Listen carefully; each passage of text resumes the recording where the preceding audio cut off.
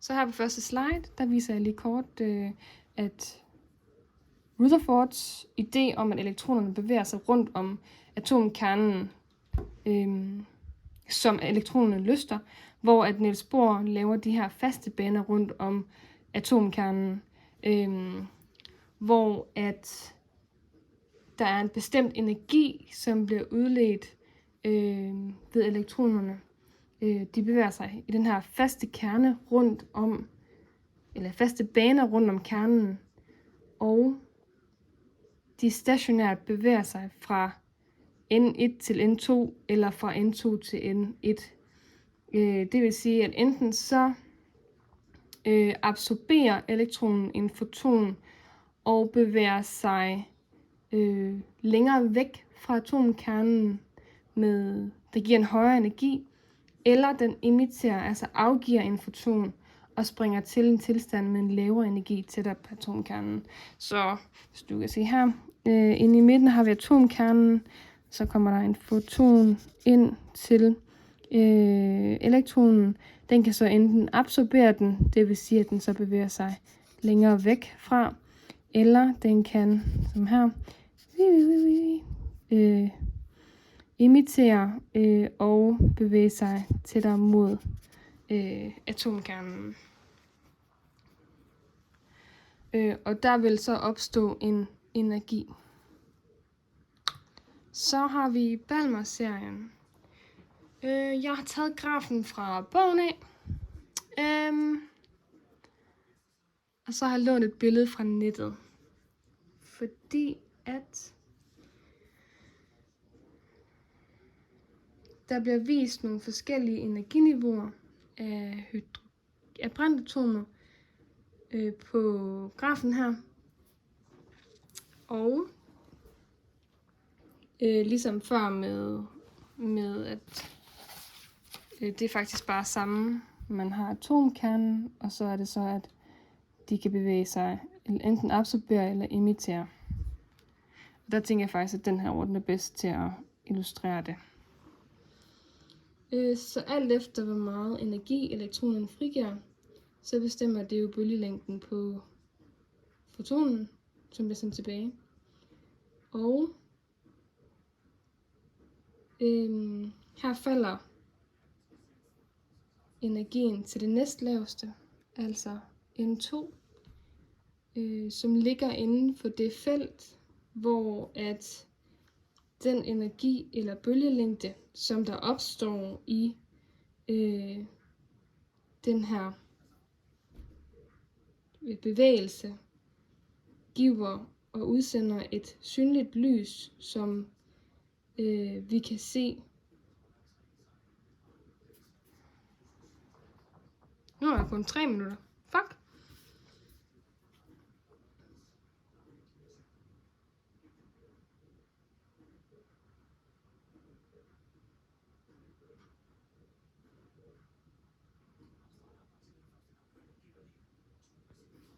Så jeg har Balmer-serien her.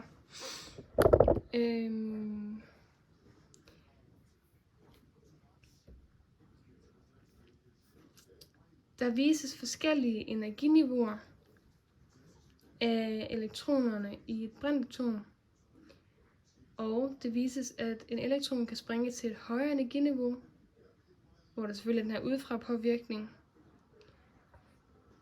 Og så vil den så falde tilbage i retning mod det lavere energiniveau. Og derfra vil der ske energi, og der vil blive udsendt de her bølger.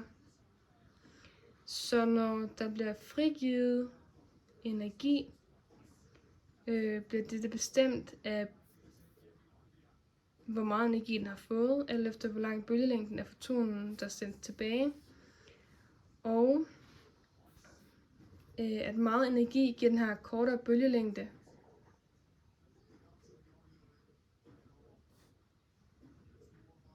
Og det har betydning for, hvor mange ringe elektronen bevæger sig.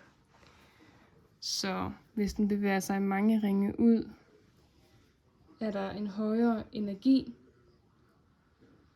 men en kortere bølgelængde tilbage ind mod kernen. Men her falder det kun til det næst laveste bane herinde. Og det giver de her 656 nanometer op til 410 nanometer, som ligger i det spektrum, der hedder Balmer-serien. Og det er i det lysspektrum, hvor at det giver et synligt lys, som vi kan se.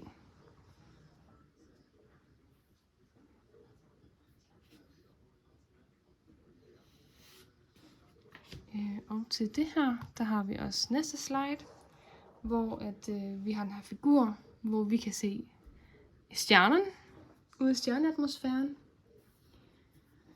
Og i atmosfæren er der visse gasser, der passerer lysspektret, og de forskellige gasses atomer absorberer det her lys med bestemte bølgelængder, som selvfølgelig afgør, hvilke absorptionslinjer, som vi kan se.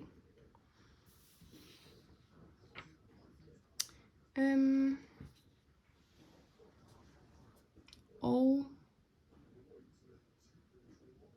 der er de her 3, hvor et kontinuert spektrum udsender lys fra et varmelegeme, hvor man kan se de her kontinuerlige farver, linjer, der er i farverne. Og så er det her med den varme gas, hvor det kun er de 2 meget markante linjer. Og så har vi det absorptionsspektrum med en kold gas, der absorberer lys fra et varmt legeme, hvor man kan se de sorte streger.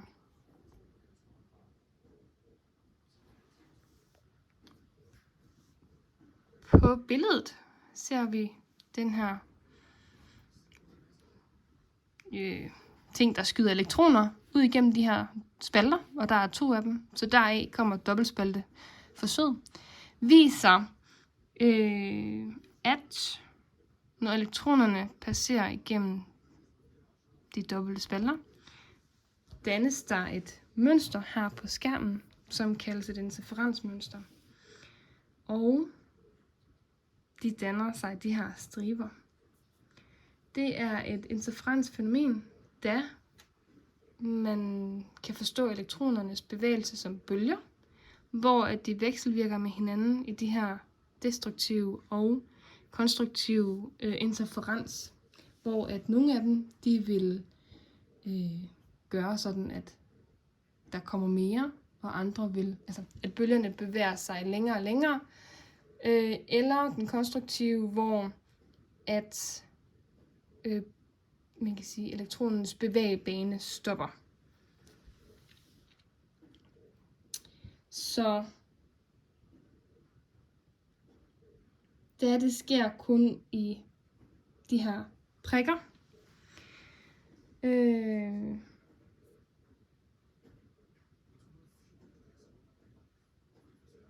I stedet for, man ser dem som prikker og ikke som bølger, ligesom illustreret her ved siden af. Kan man undersøge yderligere ved at sende en elektron afsted ad gangen og se, hvilket mønster der så vil komme.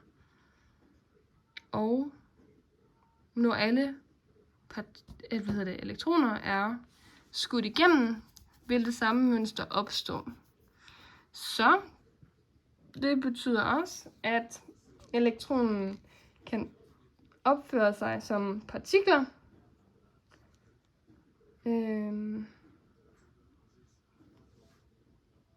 Så kan man så yderligere forsøge med at aflukke den ene spalte og se, hvad der så sker.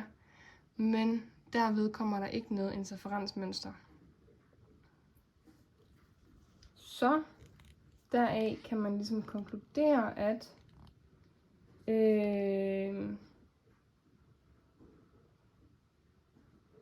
elektronernes egenskab kan både opføre sig som en bølge, men de kan også interferere med sig selv.